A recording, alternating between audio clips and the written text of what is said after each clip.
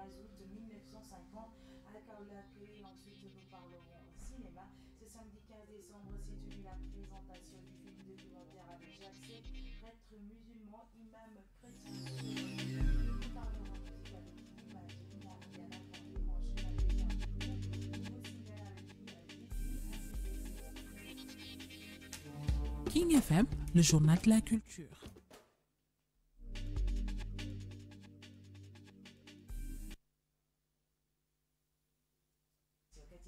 De l'autre côté de la baie vitrée, Modestie côté technique, Yacine Pouy côté digital.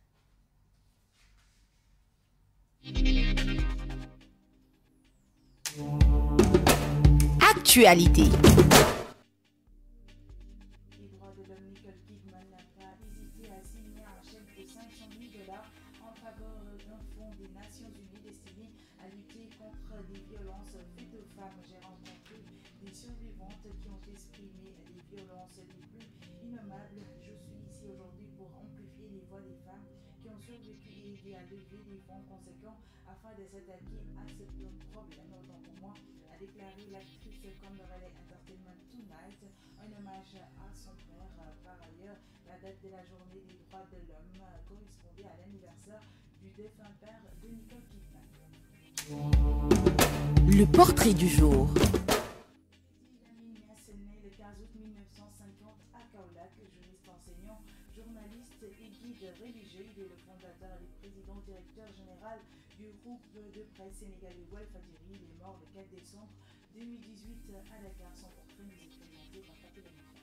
Sidi Lamine Niasse est né le 15 août 1950 à Kaolack. Fils du grand savant, écrivain et homme de Dieu, Khalifa El Hadj Mohamed Niasse, 1881-1959, est issu d'une grande famille maraboutique, les plus connues du Sénégal et de l'Afrique. Sa mère, la shérif Amina bin Baham, est de la grande tribu des Idaw Ali de Mauritanie, descendant du prophète Mahomet. Petit-fils d'El Hadj Abdoulaye Niasse, fondateur de la branche Niassène de la Tariqa Tidiane, Sidi Lamine Niasse s'est beaucoup investi pour l'unification des grandes familles niassènes, entretenant les meilleures relations avec l'ensemble des guides religieux du Sénégal et n'accordant pas une grande différence entre sunnites, chiites et soufis. Sidi Lamine Niasse a également beaucoup œuvré pour l'entente entre les confréries à travers des actes concrets et remarquables. Sidi Lamine Niasse a commencé sa carrière professionnelle par l'enseignement. De 1971 à 1975, très jeune, il enseigne en arabe. Il était alors comme fasciné par ce qui a été l'engagement des enseignants durant la crise de 1968. Après ses premières expériences dans les salles de classe, il part en Égypte où il étudie le droit et la jurisprudence islamique à l'université Al-Zahra du Caire. Revenu au Sénégal au début des années 1980, Sidi Lamine Niasse est préoccupé par la condition du marabout et de l'arabisant. Étudiant engagé, il a été le président de l'association des étudiants sénégalais en Égypte. Il ne reste pas inactif à son retour au Sénégal. Sidi Lamine Niasse s'engage pour la rébellion de la langue arabe dans son pays où le français règne sans partage au sein de l'administration. Cet engagement qui amène Sidi Lamine Niasse à se lancer dans la presse. En janvier 1984, il crée le bimensuel Walfadjri, mot arabe qui signifie l'aurore, qui devient hebdomadaire en novembre 1987. Au mois de mai 1991, le journal devient semi-quotidien, paraissant 3 fois par semaine. À partir de février 1993, il paraît quotidiennement. Sidi Lamine Niasse ne voulut pas s'arrêter en si bon chemin. En novembre 1997, il obtient une bande FM, Walf FM. Et progressivement, il met en place le premier groupe de presse de l'Afrique de l'Ouest, composé d'un quotidien, Walf Quotidien, d'une radio, Walf FM, d'une télévision, Walf TV et d'un site internet. Un groupe de presse qui fait de Sidi Lamine Niasse l'un des hommes les plus influents du Sénégal en donnant la voix aux sans-voix. Il a eu des relations avec tous les présidents du Sénégal et s'est toujours battu pour le peuple. Sidi Lamine Niasse a passé ses premières nuits en prison sous le magistère de Léopold Sédar Senghor de novembre 1979 à novembre 1980. Ses idées, souvent aux antipodes de la bienfaisance préconisée par le premier président du Sénégal indépendant, Sidi est perçu comme un rebelle, bien aidé en cela par son frère qui multiplie les actions contre la France pour plaire à Mohamed Kadhafi et obtenir ses financements. Sidi Lamine Niasse paie ainsi les pots cassés par son frère qui ira même jusqu'à brûler le drapeau français. Conseiller officieux du président Abdou Diouf, Sidi Lamine Niasse a beaucoup participé à raffermir les relations entre le Sénégal et les pays arabes, notamment du Golfe. En juin 1995, il est fait chevalier de l'ordre du mérite du Sénégal.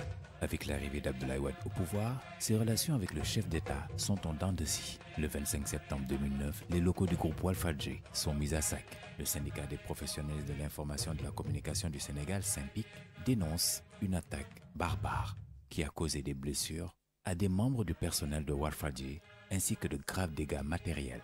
Un ministre de la République reconnaît les responsabilités de l'État dans le saccage qui est perpétré par des disciples d'un marabout bien connu au Sénégal. C'est Abdoulaye Wade lui-même qui inaugure le 1er avril 2010 le tout nouveau siège du groupe Walfadjri.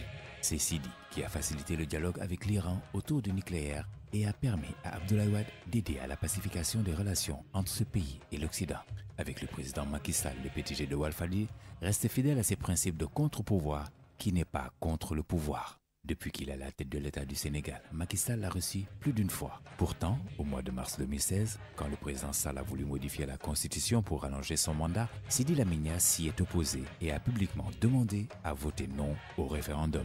Sidi Lamine Niasse, décédé le 4 décembre 2018 des suites d'un arrêt cardiaque à 68 ans. Les autorités du pays, toutes les maisons religieuses du pays, les acteurs culturels, la presse du monde entier, tous ont tenu à rendre hommage à ce grand homme et à toute sa famille. Le président Macky Sall a présenté ses condoléances à la famille éplorée et s'est rendu chez Ahmed Khalifa Niasse, frère du défunt, pour lui présenter ses condoléances. Ainsi, pendant le discours, Ahmed Khalifa Niasse a demandé au président de la République de baptiser le boulevard sur lequel est sise le groupe Walfadjri, boulevard Sidi Lamine Niasse.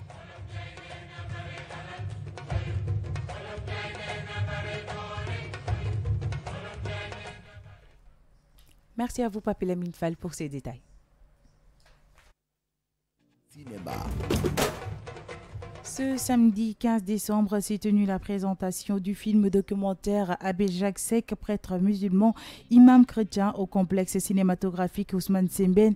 Un film documentaire de 52 minutes réalisé par le journaliste Gilles Arsène Thiedy a mis en avant la vie de l'abbé Jacques, aujourd'hui âgé de 84 ans, encore alerte et très vif. Le documentaire a été projeté en présence du personnage en question, de l'archevêque de Dakar, des religieux, de l'ancien ministre et disciple du prélat Jean-Paul Diaz et quelques autres autorités. Gilles, c'est au micro de Kinefa. Cet homme de Dieu a fait de sa vocation une lutte quotidienne et participe en parole comme en acte à renforcer le dialogue islamo-chrétien au Sénégal et partout ailleurs. Excellence, voilà ainsi résumé le synopsis du film qui nous réunit ce soir au complexe cinématographique Sembène Ousmane. Que dire alors de plus? Pour ne pas raconter le documentaire de 52 minutes, j'avais l'habitude de le voir à la télévision, l'écouter sur les chaînes de radio. Mais j'ai réellement serré la main de l'homme un soir de l'an 2004 à l'occasion d'une de ces nombreuses rencontres auxquelles il prend part pour parler de Dieu, de l'homme, mais surtout de l'importance de la communion entre croyants. Cette rencontre avec l'abbé Jacques Seck au WAC de Dakar en 2004 m'a beaucoup marqué. Il intervenait aux côtés du défunt écrivain et homme de lettres Saliou Kandji et de l'islamologue Abdoulaziz Kébé, aujourd'hui délégué général du pèlerinage à la Mecque. L'abbé Jacques Seck devient alors un sujet qui m'intéresse et sur lequel j'ai voulu tout découvrir. Ce prêtre est devenu, je l'avoue, un sujet qui me passionne. Je l'ai par la suite à plusieurs reprises fait réagir dans les colonnes du journal Le Quotidien sur des sujets d'actualité, de religion, de société, etc.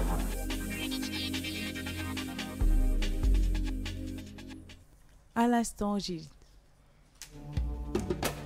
Musique.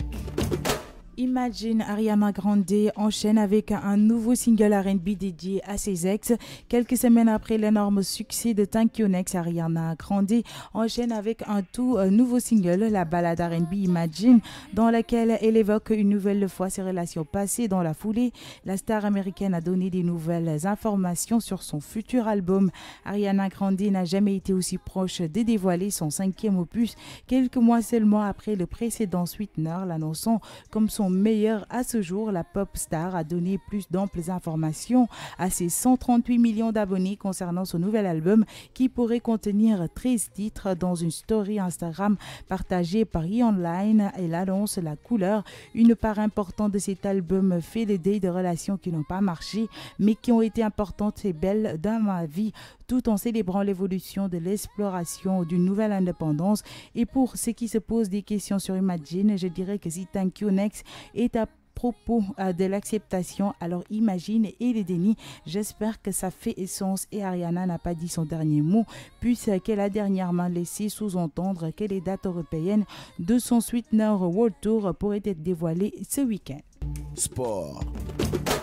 Auteur d'un joli but du gauche marqué par l'Armourti et l'enchaînement, Sadio Mané a ouvert le score du derby d'Angleterre qui opposait samedi Liverpool à Manchester United. Un but dès la 24e minute de jeu qui délivre les Reds, libérés par son 7e but en championnat après ses ratés mercredi dernier en Ligue des Champions.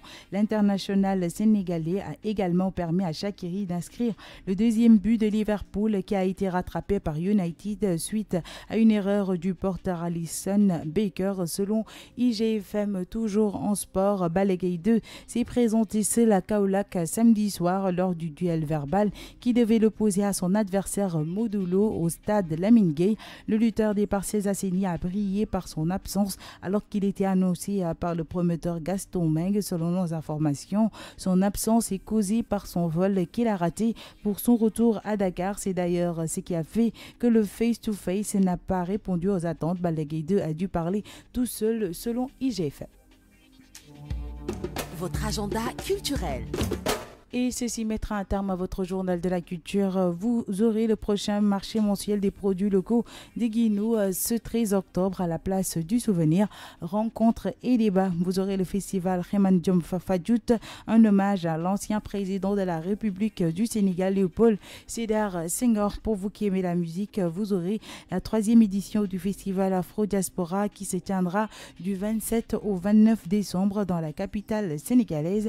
Vous aurez aussi la 4e édition du Festival African Classic Night du 20 au 21 décembre au centre socio-culturel du Point E et Yuma Restaurant. Et le show sera assuré par April des USA, Ismaïla du Sénégal, Ria du Japon et Andrea de la Suisse. Et pour les fêtes de Noël, vous aurez les réveillons du Poséidon les 24 et 31 décembre. Le restaurant Le Poséidon du Casino du Cap-Vert vous propose des buffets gastronomiques pour des réveillons en couple ou en famille.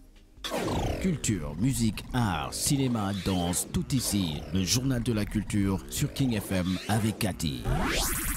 Et voilà, chers auditeurs internautes de la King FM, c'était tout pour votre journal de la culture version française. Merci à Amadissi pour la gestion technique. Merci à Yacine Pouy pour le digital. Je vous donne rendez-vous à 17h30 pour la version Wolof. C'était le journal de la culture sur King FM.